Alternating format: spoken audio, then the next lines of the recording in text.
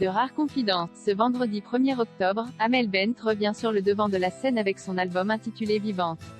Alors qu'elle fait la promotion de celui-ci, la chanteuse s'est confiée sur l'antenne de Énergie ce lundi 27 septembre. Elle a d'abord évoqué la chanson 1, 2,3 réalisée en collaboration avec Attic.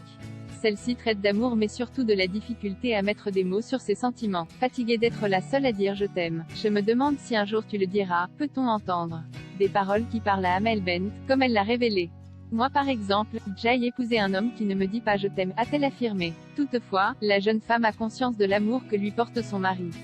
Et pourtant, je pense que c'est la personne qui m'aime le plus au monde. Je n'attends pas du tout qu'il me le dise parce que je me sens baignée d'amour, a-t-elle conclu. Elle accepte. Pour Amel Bent, dire les mots n'est pas le plus important.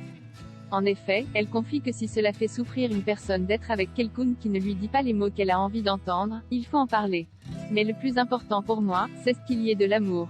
Par la suite, Amel Bent a évoqué le fait que les chansons d'amour les plus populaires peuvent parfois être efficaces pour soigner des peines. Il y a tellement de gens qui me disent, c'est mon histoire et puis surtout, il y a plein de nanas et de mecs qui me disent qu'ils ont mis la chanson chez eux exprès, a-t-elle révélé.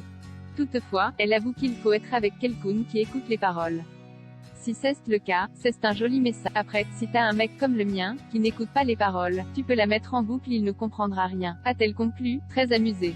Amel Bent, qui est son mari Patrick Antonelli. C'est en 2014 que Amel Bent a fait la rencontre de Patrick Antonelli, un gérant de 2 auto-écoles à Neuilly-sur-Seine et Puteaux, dans les Hauts-de-Seine. Tous deux ne se sont jamais quittés et ils se sont dit oui en juin 2015.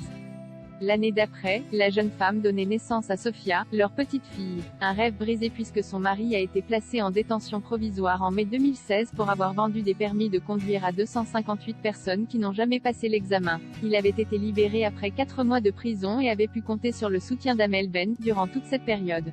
En octobre 2017, le couple a accueilli leur second enfant, Anna. Malgré les nombreuses difficultés qu'ils ont pu rencontrer, ils forment un couple soudé et heureux.